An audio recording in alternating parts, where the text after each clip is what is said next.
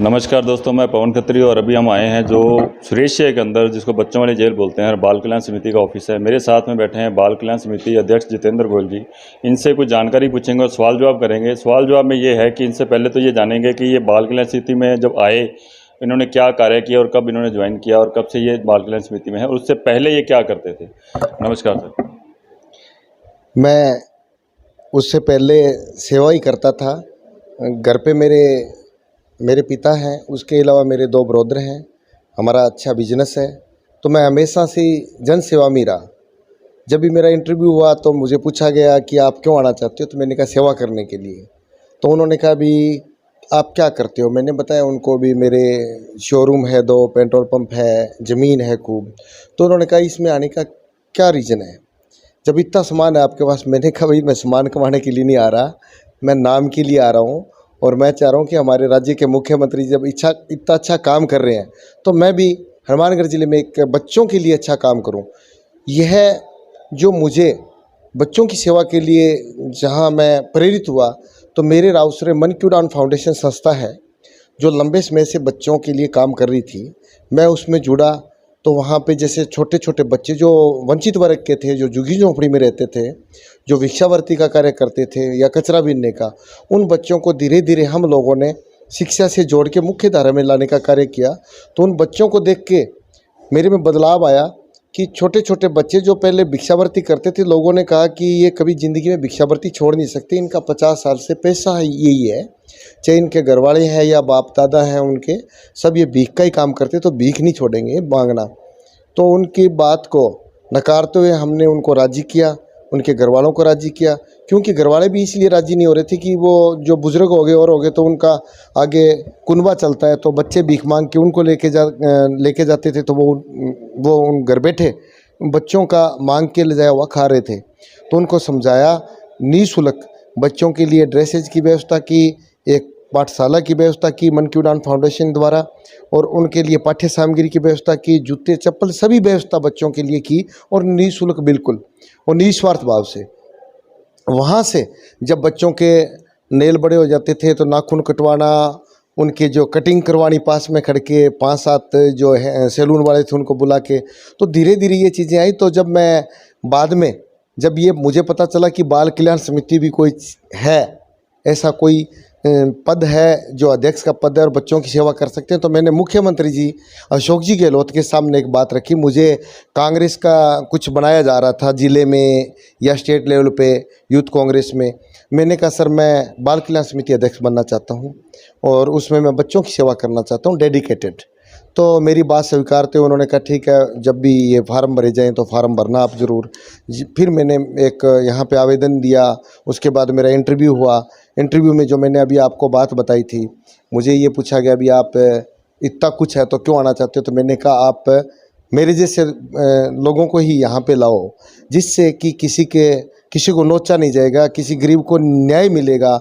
अगर कोई भूखा होगा तो वो उसको नोचेगा।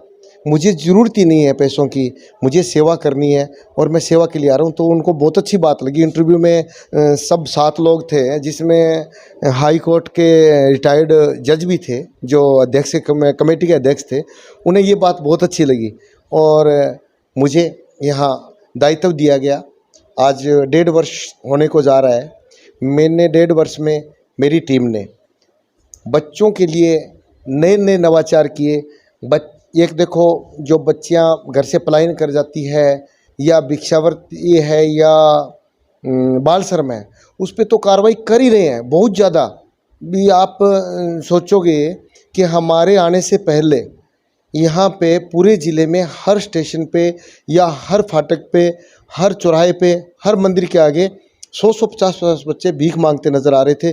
आज नाम मात्र के बराबर है। मैं ये नहीं कह सकता आपको भी शून्य है, लेकिन नाम मात्र के बराबर है। इतना अंकुश लगाने की कोशिश की। उसके बाद हमने एक नया नवाचार करते हुए मन की उड़ान फाउंडेशन टीम के साथ मिलके, जिला कलेक्टर महोदय जो हमारे बहुत ही बच्चों के कार्य में हमारे को अपार सहयोग दिया है, चाहे वो पुलिस अधीक्षक महोदय हैं या पूरा प्रशासन, मीडिया ने हमारा हमेशा कंधे से कंधा मिला के सहयोग किया। और आज उसकी बदौलत हमने ईंट भट्ठे जो रावसर क्षेत्र में है या संगरिया क्षेत्र में है, ईंट भट्ठों पे जो बच्चे कभी पढ़ ही नहीं सकते थे, जो शिक्षा के आसपास ही नहीं पहुंचे थे, उन बच्चों को ईंट भट्ठों पे ही स्कूल खोल के, शिक्षा के मंदिर खोल के वही शिक्षक भेज के पढ़ाया जा रहा है। एक बहुत बड़ी बात है कि आज हमने लगभग भट्ठों पे 400-500 बच्चे जो कभी पढ़े नहीं थे, आज वो एक आदर सम्मान के साथ बात करते हैं और उनका लिविंग स्टैंडर्ड चेंज करने का काम किया है। ये सारा काम मुझे हमारे यहाँ मुख्यमंत्री जी के आशीर्वाद से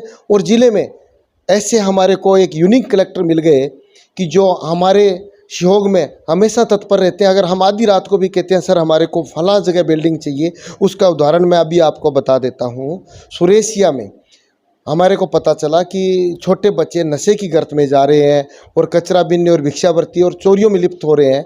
तो हमारे को किसी ने कहा कि आप अगर ऐसा काम करते हो तो एक स्लम एरिया है सुरेशिया, वहाँ पे अगर विद्यालय खोल दो तो बच्चों का जीवन स्तर सुधरेगा और हम भी मानेंगे भी आपने कुछ किया है। इस बात को लेके हम सुरेशिया में लोगों के बीच में गए तो लोग कह रहे थे कि आप यार ये रॉन्ग नंबर डायल कर रहे हो, सुरेशिया में बच्चे पढ़ते नहीं हैं, ये अन्य कार्यों में लिप्त हैं। तो धीरे धीरे जब बच्चों के पास पहुँचे, उनके परिजनों के पास पहुँचे, तो उनके परिजनों ने कहा कि हमारे बच्चे कुछ दस्तावेजों के अभाव में स्कूलों में एडमिशन नहीं करा पा रहे और हमारे बच्चे पढ़ने नहीं जा रहे, कुछ हमारे पास बुक्स खरीदने के लिए भी पैसा नहीं है। हमने कहा आपको कुछ भी नहीं करना है, सिर्फ बच्चे को आपके एरिया में स्कूल खोल रहे हैं जिसका नाम होगा संस्कारित पाठशाला। उसमें बच्चों को पाठ्य सामग्री दी जाएगी, उनको ड्रेसेस दी जाएगी, उन्हें हर प्रकार का संस्कारित बनाया जाएगा, उनको इंडोर गेम से जोड़ा जाएगा और बच्चों को एक संस्कारित बनाने के लिए को सिखाया जाएगा कि अपने बड़ों से कैसे बात करनी है और नशे से दूर रह के आप समाज की मुख्य धारा में आओ और देश के नव निर्माण में भागीदारी सुनिश्चित करो। उसका परिणाम आज सामने है। जिला कलेक्टर महोदय ने हमें सबसे अच्छी बिल्डिंग जो 100 फुटी रोड पे थी वो मुहैया करवाई और उसको नगर परिषद हमारे सभापति द्वारा उसको एक बहुत ही सुंदर भवन बना के दिया, जिसमें सीनरियाँ हैं, हर इस प्रकार के स्लोगन लिखे गए हैं जो बच्चों में एक संस्कारित होने का एक अलग अंदाज हो और बच्चे आज वहाँ पे खुश हैं। वहाँ पे झूले भी लगाए गए हैं, हर प्रकार से बच्चे को तैयार कर रहे हैं और इन बच्चों को देख के अन्य भी बच्चे जो उनके आस पड़ोस में वो भी धीरे धीरे तैयार हो रहे हैं। आज 100 बच्चों से अधिक बच्चे आ रहे हैं और मैं समझता हूँ कि ऐसे कार्यों में हमेशा हमारे को पूरा मीडिया का सहयोग रहा है, प्रशासन का सहयोग रहा है, पुलिस का रहा है, हमारे स्थानीय रावसर में एसडीएम साहब का सहयोग रहा है। जहाँ भी गए हैं हमारे को पूर्ण सहयोग मिला है और इस सहयोग की वजह से आज हम इस मुकाम में पहुँचे हैं कि हनुमानगढ़ ज़िले में बच्चों को मुख्य धारा में ला सकें। और हमारा अनवरत यही कार्य रहेगा कि बच्चों को ज़्यादा से ज़्यादा शिक्षा से जोड़कर उन्हें मुख्य धारा में लाया जाए और देश के नव निर्माण में उनकी भागीदारी सुनिश्चित की जाए। और मैं एक बात और बता देता हूँ, जो अंतिम पंक्ति का बच्चा है वो जो हमारे बच्चे हैं, नॉर्मल बच्चे हैं, उनसे अधिक उनमें एक हुनर है, क्योंकि उनकी धूप छाँव, गरीबी, भूख सब देखा होता है। तो वो बच्चे आज जब जुड़े हैं तो उन बच्चों में एक बदलाव देखने को मिला। आज हमारी जो संस्कारित पाठशाला है उसमें कलेक्टर महोदय ने शुभारंभ किया था। आज हमारे ज़िले के पुलिस अधीक्षक महोदय भी आज के दिन आए थे। वहाँ पे एक कार्यशाला रखी गई थी, नशा मुक्त हनुमानगढ़ हो, जिसमें पार्षदगणों का बहुत अच्छा सहयोग रहा और बच्चों में एक नई ऊर्जा आई, क्योंकि एसपी साहब बीच में आए, कलेक्टर साहब बीच में आते हैं, एसडीएम साहब बीच में आते हैं, तो उन बच्चों में भी एक जुनून आता है, एक जागरूकता आती है कि हमें भी ये बनना है। तो मुझे बहुत खुशी हुई। मैं जिला कलेक्टर महोदय का, हमारे एसपी महोदय का और हमारे गणेश राज जी बंसल जो यहाँ के सभापति हैं, उनका भरपूर सहयोग रहा इन बच्चों को स्टेबल करने में। मैं उनका आभार व्यक्त करता हूँ और समय समय पर जब भी ज़रूरत रहेगी हमारी बाल कल्याण समिति की, हम हमेशा तत्पर रहेंगे। कहीं भी कोई भी बच्चे का शोषण होता हो हमें ज़रूर सूचना दें। आपके चैनल के माध्यम से मैं बता रहा हूँ, 1098 जो चाइल्ड हेल्पलाइन है वहाँ भी सूचना दोगे तो वो हमारे पास फॉरवर्ड होके आ जाती है। उसके अलावा जगह जगह हम बैनर्स लगा रहे हैं, जिसका अभी पुलिस अधीक्षक महोदय से हमारे सदस्यगणों ने हमने एक विमोचन करवाया था। वो बस स्टैंड पे, मुख्य बाज़ारों में, चौराहों पे लगाया जा रहा है, जिसमें हमारा नंबर अंकित है। आप हमारे नंबर पे कभी भी फ़ोन करो, हम आपके सेवा में 24 आवर्स तैयार रहेंगे। आगे का आपका क्या टारगेट है? बाल कल्याण समिति के बाद में क्या टारगेट है आपका? मेरा टारगेट तो बहुत बड़ा है।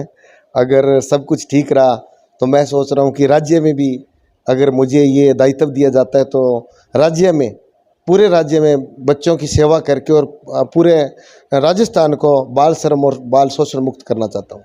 अभी ये तो हम भी मानते हैं कि जैसे आप राजस्थान में पूरी बाल कल्याण समिति हर जगह ही है, लेकिन उसके बावजूद भी हनुमानगढ़ जो है अच्छे कार्य हुए हैं और आपके द्वारा 5-6 स्कूल भी खोले गए हैं, पाठशाला भी खोली गई हैं, वहाँ भी कार्य हो रहे हैं।